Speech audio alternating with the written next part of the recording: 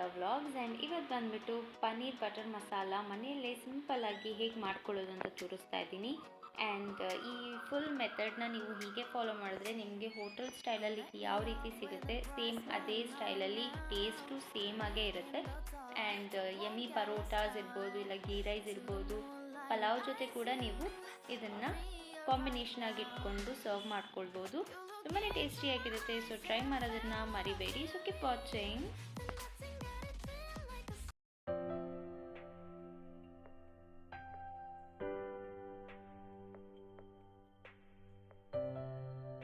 So ಮೊದಲಿಗೆ ನಾನು ಇಲ್ಲಿ ಪ್ಯಾನ್ನ ಸ್ಟವ್ ಮೇಲೆ ಇಟ್ಕೊಳ್ತಾ ಇದ್ದೀನಿ. ಸೊ ಸ್ಟವ್ ಮೇಲೆ ಇಟ್ಟಿದ ನಂತರ ಒಂದು 2 ಕ್ಯೂಬ್ಸ್ ಅಷ್ಟು ನಾನು ಬಟರ್ ಯೂಸ್ ಮಾಡ್ತಾ ಇದ್ದೀನಿ. ನಿಮಗೆ ಬಟರ್ ಏನಾದರೂ ರಿಪ್ಲೇಸ್ ಮಾಡ್ಕೋಬೇಕು ಅಂತ ಅಂದ್ಕೊಂಡ್ರೆ ನೀವು ಆಯಿಲು ಇಲ್ಲಾಂದರೆ ತುಪ್ಪ ಕೂಡ ಯೂಸ್ ಮಾಡ್ಕೊಳ್ಬೋದು. ಬಟ್ ನಿಮಗೆ ಬಟರ್ ಮಸಾಲ ಆಗಿರೋದ್ರಿಂದ ನೀವು ಬಟರ್ ಯೂಸ್ ಮಾಡಿದ್ರೇ ಒಳ್ಳೆಯದು ಅಂತ ನಾನು ಇನ್ಸಿಸ್ಟ್ ಮಾಡ್ತೀನಿ. ಆ್ಯಂಡ್ ಇಲ್ಲಿ ಬಂದುಬಿಟ್ಟು ನಾನು onions, medium sized onions use ಮಾಡಿದ್ದೀನಿ. ಆ್ಯಂಡ್ ರಫ್ಲಿ ಕ್ಯೂಬ್ಸ್ ಆಗಿ ಚಾಪ್ ಮಾಡಿ ಇಟ್ಕೊಂಡಿದ್ದೀನಿ. ಬಿಕಾಸ್ ಇದನ್ನು ನಾನು ಪೇಸ್ಟ್ ಮಾಡ್ಕೊಳ್ತೀನಿ. ಸೊ ಅದರಿಂದ ನಾನು ಪರ್ಟಿಕ್ಯುಲರ್ ಸೈಜಲ್ಲಿ ನಾನು ಕಟ್ ಮಾಡ್ಕೋಬೇಕು ಅಂತ ಹೇಳ್ತಿಲ್ಲ. ಆ್ಯಂಡ್ ಇದು ಸ್ವಲ್ಪ ಲೈಟ್ ಬ್ರೌನ್ ಆಗಿದ ತಕ್ಷಣವೇ ತುಂಬ ಬ್ರೌನ್ ಆಗೋದು ಬೇಡ, ಟೇಸ್ಟ್ ಡಿಫರ್ ಆಗುತ್ತೆ. ಸೊ ಸ್ವಲ್ಪ ಲೈಟ್ ಗೋಲ್ಡನ್ ಬ್ರೌನ್ ಆದರೆ ಸಾಕು. ಆ್ಯಂಡ್ ಇಲ್ಲಿ ನಾನು ಸ್ವಲ್ಪ 8ರಿಂದ 10 ಬಾದಾಮಿ ಯೂಸ್ ಮಾಡ್ತಾ ಇದ್ದೀನಿ. ಖಾಲಿ ಒಂದು 20 ನಿಮಿಷ ನೀರಲ್ಲಿ ನೆನೆಸ್ಕೊಂಡಿದ್ದೀನಿ ಅಷ್ಟೇ, ಜಾಸ್ತಿ ಹೊತ್ತೇನು ನೆನೆಸ್ಕೊಂಡಿಲ್ಲ. ಆ್ಯಂಡ್ ಬಾದಾಮಿ ಬದಲು ನೀವು ಬೇಕಿದ್ದರೆ ಕ್ಯಾಶ್ಯೂಸ್ ಕೂಡ ಯೂಸ್ ಮಾಡ್ಕೋಬೋದು. ಆ್ಯಂಡ್ ಇಲ್ಲಿ ಬಂದು 4 ಟೊಮ್ಯಾಟೋಸ್ ಯೂಸ್ ಮಾಡ್ತಾ ಇದ್ದೀನಿ. ಉಳಿಯಿರೋ ಟೊಮ್ಯಾಟೋಸ್ ಯೂಸ್ ಮಾಡ್ತಾ ಇದ್ದೀನಿ. ನೀವು ಬೇಕಿದ್ರೆ ನಾರ್ಮಲ್ ಬೇರೆ ಟೊಮ್ಯಾಟೋಸ್ ಬರ್ತಾವಲ್ಲ ಅದನ್ನು ಕೂಡ ನೀವು ಯೂಸ್ ಮಾಡ್ಕೊಳ್ಬೋದು. ಆ್ಯಂಡ್ ಇಲ್ಲಿ ಒಂದು 4ರಿಂದ 5 ಗ್ರೀನ್ ಚಿಲ್ಲೀಸ್ ಯೂಸ್ ಮಾಡ್ತಾ ಇದ್ದೀನಿ. ಆ್ಯಂಡ್ ಇದನ್ನೆಲ್ಲ ಹಾಕಿ ಸ್ವಲ್ಪ ಹೊತ್ತು ಫ್ರೈ ಮಾಡ್ಕೊಳ್ತಾ ಇದ್ದೀನಿ. ಆ್ಯಂಡ್ ಟೊಮೊಟೊ ಸ್ವಲ್ಪ ಸಾಫ್ಟ್ ಆದರೆ ಸಾಕು. ಸಾಫ್ಟ್ ಆಗಿದ ತಕ್ಷಣ ಅದನ್ನು ಸ್ವಲ್ಪ ಸೈಡಲ್ಲಿ ಎತ್ತಿಟ್ಕೊಂಡು ಅದನ್ನು ಪೇಸ್ಟ್ ಮಾಡ್ಕೊಳ್ಬೇಕು. ಆ್ಯಂಡ್ ಇದನ್ನು ಹಾಕೋಕ್ಕಿಂತ ಮುಂಚೆ ಇದಕ್ಕೆ ಸಾಲ್ಟ್ ಸ್ವಲ್ಪ ಹಾಕ್ತಾ ಇದ್ದೀನಿ. ಸೊ ದಟ್ ಬೇಗ ಆನಿಯನ್ಸು ಮತ್ತು ಟೊಮ್ಯಾಟೋಸ್ ಬೇಗ ಬೇಯುತ್ತೆ ಅನ್ನೋದಕ್ಕೋಸ್ಕರ. ಸೊ ಸ್ವಲ್ಪ ಸಾಲ್ಟ್ ಕೂಡ ಫರ್ದರ್ ಪ್ರಾಸೆಸ್ಸಲ್ಲಿ ಆ್ಯಡ್ ಮಾಡ್ತೀನಿ. ಆ್ಯಂಡ್ ಸ್ವಲ್ಪ ಹೊತ್ತು ಇದು ಕುದಿದ ನಂತರ ನೀಟಾಗಿ ಒಂದು ಚೆನ್ನಾಗಿ ಮಿಕ್ಸ್ ಮಾಡಿಕೊಂಡು ಸಾಫ್ಟ್ ಆಗೋಗುತ್ತೆ. ಮತ್ತು ಟೊಮ್ಯಾಟೋಲಿರುವಂಥ ನೀರಿನ ಅಂಶ ಕೂಡ ಬಿಟ್ಕೊಳ್ಳೋಕ್ಕೆ ಸ್ಟಾರ್ಟ್ ಆಗುತ್ತೆ. ಸೊ ಸ್ವಲ್ಪ ಸೈಡಲ್ಲಿ ತಣ್ಣಗಾಗೋವರೆಗೂ ಇಟ್ಟು ಆಮೇಲೆ ಪೇಸ್ಟ್ ಮಾಡ್ಕೊಳ್ಳೋಣ.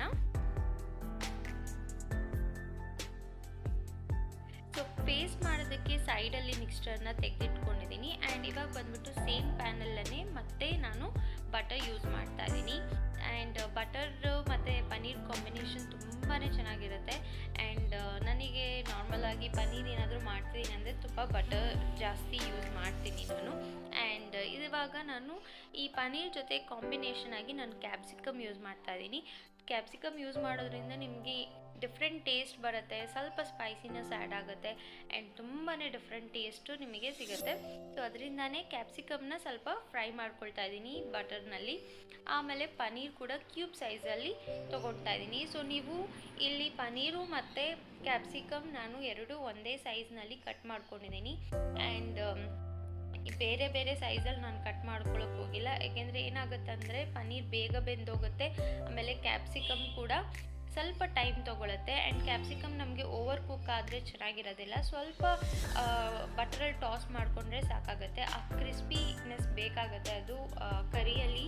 ಸೊ ಒಂದು ಸಾಫ್ಟ್ ಪನ್ನೀರ್ ಮತ್ತು ಕ್ರಿಸ್ಪಿ ಕ್ಯಾಪ್ಸಿಕಮ್ ಇದ್ದರೆ ಕಾಂಬಿನೇಷನ್ ತುಂಬಾ ಚೆನ್ನಾಗಿರುತ್ತೆ. ಆ್ಯಂಡ್ ಸ್ವಲ್ಪ ಫ್ರೈ ಮಾಡಿಕೊಂಡು ಇದನ್ನು ಸೈಡಿಗೆ ತೆಗೆದಿಟ್ಕೊಳ್ತೀನಿ.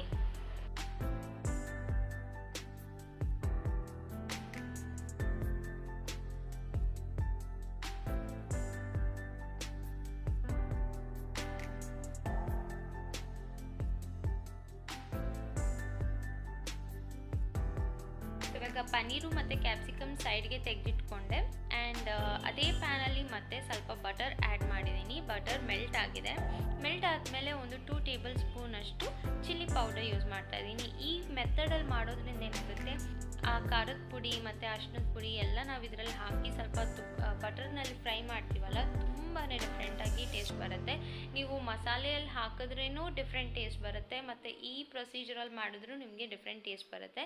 ಆ್ಯಂಡ್ ನಾನಿಲ್ಲಿ ಬಂದುಬಿಟ್ಟು ಗರಂ ಮಸಾಲ ಪೌಡರ್ ಯೂಸ್ ಮಾಡ್ತಾ ಇದ್ದೀನಿ 1 ಟೇಬಲ್ ಸ್ಪೂನ್. ಮತ್ತು ಇಲ್ಲಿ ಮಿಕ್ಸ್ಚರ್ ಅಂದರೆ ನಾನು ಪೇಸ್ಟ್ ಮಾಡೋದಕ್ಕೆ ಇಟ್ಕೊಂಡಂತಹ ಮಿಕ್ಸ್ಚರ್, ಇವಾಗ ತಾನೇ ಜಸ್ಟ್ ಫ್ರೈ ಮಾಡಿದ್ನಲ್ಲ ಆನಿಯನ್ ಮತ್ತು ಟೊಮ್ಯಾಟೊ ಮಿಕ್ಸ್ಚರ್, ಸೊ ಅದನ್ನು ನಾನು ಪೇಸ್ಟ್ ಮಾಡಿಟ್ಕೊಂಡು ಇವಾಗ ಆ ಒಂದು ಸಾಲ್ಟು ಮತ್ತು ಸ್ವಲ್ಪ ಸಾಲ್ಟ್ ಕೂಡ ಆ್ಯಡ್ ಮಾಡಿದ್ದೆ ಇದರಲ್ಲಿ. ಚೆನ್ನಾಗಿ ಮಿಕ್ಸ್ ಮಾಡಿಕೊಂಡು ಒಂದು ಕುದಿ ಬರಬೇಕು. ಸೊ ಒಂದು ಕುದಿ ಬರೋದಕ್ಕೆ ಸ್ವಲ್ಪ ನೋಡ್ಕೊತ ನೀವು ನೀರನ್ನು ಆ್ಯಡ್ ಮಾಡ್ಕೊಳ್ಳಿ.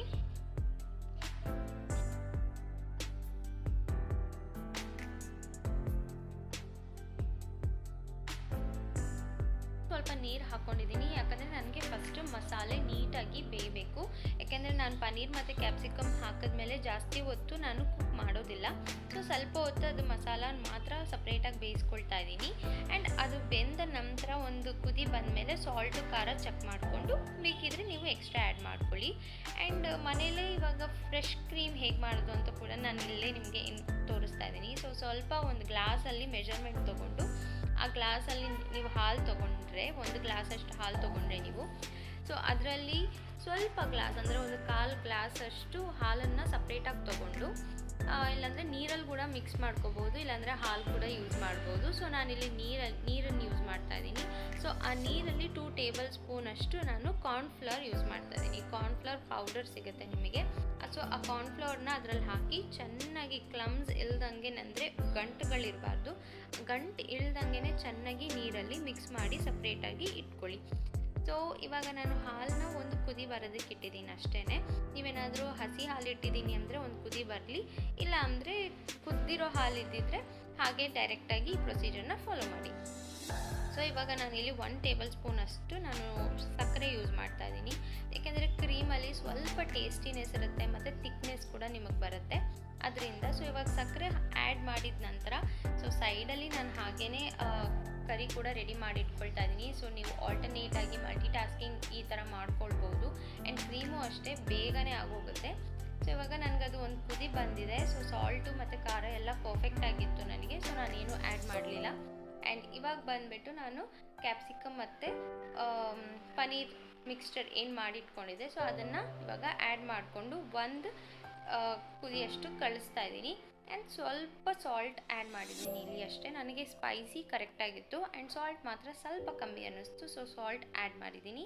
ಆ್ಯಂಡ್ ಚೆನ್ನಾಗಿ ಮಿಕ್ಸ್ ಮಾಡಿಕೊಂಡು ನನಗಿಲ್ಲಿ ಕನ್ಸಿಸ್ಟೆನ್ಸಿ ಯಾವ ರೀತಿ ಬೇಕು, ಥಿಕ್ನೆಸ್ಸಾ ಇಲ್ಲ ಸ್ವಲ್ಪ ನೀರಾಗಿರಬೇಕಾ ಅನ್ನೋದನ್ನು ಡಿಸೈಡ್ ಮಾಡಿಕೊಂಡು ಇಲ್ಲಿ ನೀವು ನೀರನ್ನು ಆ್ಯಡ್ ಮಾಡ್ಕೊಳ್ಳಿ. ಜಾಸ್ತಿ ನೀರನ್ನ ಆ್ಯಡ್ ಮಾಡ್ಕೊಳ್ಬೇಡಿ, ರನ್ನಿ ಇರಬಾರ್ದು ಕರಿ ಯಾವತ್ತೂ. ಸ್ವಲ್ಪ ಗಟ್ಟಿಯಾಗಿದ್ದರೆ ಚೆನ್ನಾಗಿರುತ್ತೆ. ಆ್ಯಂಡ್ ಚಪಾತಿಗೋಸ್ಕರ ಮಾಡ್ತಿರೋದ್ರಿಂದ ಸ್ವಲ್ಪ ಗಟ್ಟಿ ಇದ್ದರೆ ಚೆನ್ನಾಗಿರುತ್ತೆ ಅಂತ ನನಗನ್ನಿಸ್ತಿತ್ತು. ಸೊ ಇವಾಗ ನಾನು ಸಕ್ಕರೆ ಆ್ಯಡ್ ಮಾಡಿ ಇವಾಗ ಆ ಲೋಟದಲ್ಲಿಟ್ಟಂತಹ ಕಾರ್ನ್ಫ್ಲವರ್ ಮತ್ತು ನೀರಿನ ಮಿಕ್ಸ್ಚರ್ ಏನಿತ್ತು, ಇವಾಗ ಅದನ್ನು ಹಾಕಿದ ಕೂಡಲೇ ಕಂಟಿನ್ಯೂಸ್ ಆಗಿ ನೀವು ಆ ಮಿಕ್ಸ್ಚರ್ನ ಕಲಿಸ್ತಾನೆ ಇರಬೇಕು. ಸೊ ಕಲಿಸ್ತಾ ಏನಾಗುತ್ತೆ, ಅದು ಗಟ್ಟಿ ಆಗ್ತಾ ಹೋಗುತ್ತೆ. ಸೊ ಗಟ್ಟಿ ಆದಾಗ ಏನಾಗುತ್ತೆ, ಕ್ಲಮ್ಸ್ ಆಗೋ ಸಾಧ್ಯತೆ ಜಾಸ್ತಿ ಇರುತ್ತೆ. ಸೊ ಚೆನ್ನಾಗಿ ಅದನ್ನು ಮಿಕ್ಸ್ ಮಾಡ್ತಾ ಹೋಗಬೇಕು. ಸೊ ಮಿಕ್ಸ್ ಮಾಡಾದಮೇಲೆ ನಿಮಗೆ ಗಟ್ಟಿಯಾಗಿ ಸಿಗುತ್ತೆ ಈ ಥರ. ಸೊ ಇದು ಸಿಕ್ಕಿದ್ಮೇಲೆ ಸೊ ನಿಮಗೆ ಫ್ರೆಶ್ ಕ್ರೀಮ್ ರೆಡಿಯಾಗಿರುತ್ತೆ. ಸೊ ನೀವೇನಾದರೂ ಇಲ್ಲ ನನಗೆ ಇನ್ನೊಂದು ಸ್ವಲ್ಪ ತಿನ್ ಕನ್ಸಿಸ್ಟೆನ್ಸಿ ಬೇಕು ಈ ಇದರಲ್ಲಿ ಕ್ರೀಮಲ್ಲಿ ಅಂತಂದರೆ ನೀವು ಬೇಕಿದ್ರೆ ಬರೀ ಹಾಲನ್ನು ಹಾಕ್ಕೊಂಡು ಚೆನ್ನಾಗಿ ಮಿಕ್ಸ್ ಮಾಡ್ಕೋಬೇಕು. ಬಟ್ ನನಗೆ ಈ ಕನ್ಸಿಸ್ಟೆನ್ಸಿ ನಂಗೆ ತುಂಬಾ ಇಷ್ಟ ಆಗುತ್ತೆ ಪನ್ನೀರ್ ಮೇಲೆ. ಸೊ ಇವಾಗ ಅದು ರೆಡಿ ಆಯಿತು. ಫ್ಲೇಮ್ ಕೂಡ ಆಫ್ ಮಾಡಿ ಚೆನ್ನಾಗಿ ವಿಸ್ಕ್ ಮಾಡ್ತಾಯಿದ್ದೀನಿ. ಇವಾಗ ಇದನ್ನು ಪನ್ನೀರ್ ಮಿಕ್ಸ್ಚರಲ್ಲಿ ಆ್ಯಡ್ ಮಾಡಿಕೊಂಡ್ರೆ ತುಂಬಾ ಟೇಸ್ಟಿಯಾಗಿರುತ್ತೆ. ಆ್ಯಂಡ್ ನೀವೇನಾದರೂ ಫ್ರೂಟ್ ಸ್ಯಾಲಡ್ಸ್ ಮಾಡ್ಕೋತಾ ಇದ್ದೀರಾ, ಇಲ್ಲಾಂದರೆ ಕಸ್ಟರ್ಡ್ ಮಾಡ್ಕೊಂಡಿದ್ರೆ ಇದನ್ನು ಅದ್ರ ಮೇಲೆ ಸರ್ವ್ ಮಾಡ್ಕೊಂಡು ತಿಂದ್ರೂ ತುಂಬಾ ಟೇಸ್ಟಿಯಾಗಿರುತ್ತೆ. ಆ್ಯಂಡ್ ಇವಾಗ ಪನ್ನೀರ್ ನನಗೆ ಆಲ್ಮೋಸ್ಟ್ ರೆಡಿ ಆಗಿದೆ. ಥಿಕ್ನೆಸ್ ಕೂಡ ನನಗೆ ಅಷ್ಟು ಥಿಕ್ನೆಸ್ ನನಗೆ ಸಾಕು. ಆ್ಯಂಡ್ ಇವಾಗ ಮನೇಲೇ ಮಾಡಿದಂಥ ಫ್ರೆಶ್ ಕ್ರೀಮ್ ಏನು ಮಾಡಿಟ್ಕೊಂಡಿದ್ದೆ ಸೊ ಅದನ್ನು ಆ್ಯಡ್ ಮಾಡ್ತಾ ಇದ್ದೀನಿ. ಆ್ಯಂಡ್ ಇದನ್ನು ನಾನು ಬಹುಶಃ ತುಂಬ ಸತಿ ಮಾಡಿಬಿಟ್ಟಿದ್ದೀನಿ. ಎಷ್ಟು ಇಷ್ಟ ಆಗಿತ್ತು ಅಂದರೆ ಮನೇಲಿ ಎಲ್ಲರಿಗೂ ಯಾವಾಗಾದರೂ ತಿನ್ನಬೇಕು ಪನ್ನೀರ್ ತಿನ್ನಬೇಕು ಅನ್ಸಿದ್ರೆ ನಾವು ಫಸ್ಟ್ ಇದೇ ರೆಸಿಪಿ ಮಾಡೋದು. ತುಂಬಾ ಟೇಸ್ಟಿಯಾಗಿರುತ್ತೆ. ಆ್ಯಂಡ್ ನೀವು ಇದನ್ನು ತಿನ್ನಬೇಕು ಅಂದ್ಬಿಟ್ಟು ಹೋಟೆಲ್ಗೆಲ್ಲ ಹೋಗೋ ಅಗತ್ಯನೂ ಇರೋದಿಲ್ಲ. ನೀವು ಮನೆಯಲ್ಲೇ ಆರಾಮಾಗಿ ಕೂತ್ಕೊಂಡು ಸರ್ವ್ ಮಾಡಿಕೊಂಡು ತಿಂದ್ಕೊಂಡು ಎಂಜಾಯ್ ಮಾಡ್ಬೋದು. ಸೊ ಸಿಂಪಲ್ ಆದ ರೆಸಿಪಿ. ನಿಮಗೆ ಎಷ್ಟು ಕ್ರೀಮ್ ಬೇಕೋ ಅಷ್ಟು ಕ್ರೀಮ್ ಇಲ್ಲಿ ಆ್ಯಡ್ ಮಾಡ್ಕೊಳ್ಳಿ, ಏನೂ ಇದಾಗೋದಿಲ್ಲ. ಸೊ ಜಸ್ಟ್ ಏನು ಥಿಕ್ನೆಸ್ ಬರೋದಕ್ಕೋಸ್ಕರ ಮತ್ತು ಆ ಸ್ವೀಟ್ ಟೇಸ್ಟ್ ಬರೋದಕ್ಕೋಸ್ಕರ ಅಷ್ಟೇ. ಸೊ ನಾನಿಲ್ಲಿ ಆ್ಯಡ್ ಮಾಡಿದ ತಕ್ಷಣ ಕರಿ ಸ್ವಲ್ಪ ಥಿಕ್ ಆಗೋದಕ್ಕೆ ಸ್ಟಾರ್ಟ್ ಆಯಿತು. ಆ್ಯಂಡ್ ನಿಮಗೆ ಮತ್ತು ಲಾಸ್ಟಲ್ಲಿ ಕಸೂರಿ ಮೇಥಿ ಇದೆಯಲ್ಲ, ಸೊ ಕಸೂರಿ ಮೇಥಿ ಸ್ವಲ್ಪ ಕ್ರಷ್ ಮಾಡಿ ಅದನ್ನು ಕೂಡ ಆ್ಯಡ್ ಮಾಡ್ತಾ ಇದ್ದೀನಿ. ಮತ್ತು ನಂಗೆ ಕೊರಿಯಾಂಡರ್ ತುಂಬಾ ಇಷ್ಟ ಕರೀಸಲ್ಲಿ. ಇದು ಆಪ್ಷನಲ್, ನೀವು ಬೇಕಿದ್ರೆ ಆ್ಯಡ್ ಮಾಡ್ಕೊಳ್ಳಿ, ಇಲ್ಲಾಂದರೆ ಸ್ಕಿಪ್ ಮಾಡ್ಕೋಬೋದು. ಬಟ್ ನನಗೆ ತುಂಬಾ ಇಷ್ಟ ಆ ಕಾಂಬಿನೇಷನ್. ನೋಡಿ ಆ ಲುಕ್ ಅಷ್ಟೇ ಎಷ್ಟು ಟೇಸ್ಟಿಯಾಗಿ ಕಾಣಿಸ್ತಾ ಇದೆ. ಆ್ಯಂಡ್ ನೋಡೋಕ್ಕೂ ಚೆನ್ನಾಗಿರುತ್ತೆ. ಸೊ ಫಸ್ಟು ನಾವೇನೇ ತಿನ್ನಬೇಕಿಂತ ಮುಂಚೆ ನಮ್ಮ ಕಣ್ಣು ನೋಡುತ್ತೆ, ಕಣ್ಣು ಫಸ್ಟ್ ಟೇಸ್ಟ್ ಮಾಡುತ್ತೆ, ಆಮೇಲೆ ವಾಸನೆ ಮೂಗಲ್ಲಿ ನಾವು ಆ ಫ್ಲೇವರ್ನ ಹೇಳ್ಕೊಳ್ತೀವಿ, ಆ ನಂತರ ನಾವು ಟೇಸ್ಟ್ ಮಾಡ್ತೀವಿ. ಸೊ ಈ ಮೂರದಕ್ಕೂ ಸ್ಯಾಟಿಸ್ಫೈ ಆಗಬೇಕಂತಂದರೆ ಸೊ ನಾವು ಮನೇಲೇ ಆರಾಮಾಗಿ ಹೇಗೆ ಬೇಕೋ ಹಾಗೆ ಅಡುಗೆ ಮಾಡ್ಕೊಳ್ಬೋದು. ಸೊ ನೋಡಿದ್ರಲ್ಲ, ಇಷ್ಟ ಆಗಿದ್ರೆ ಗೊತ್ತಲ್ಲ, ಸಬ್ಸ್ಕ್ರೈಬ್ ಆಗಿ.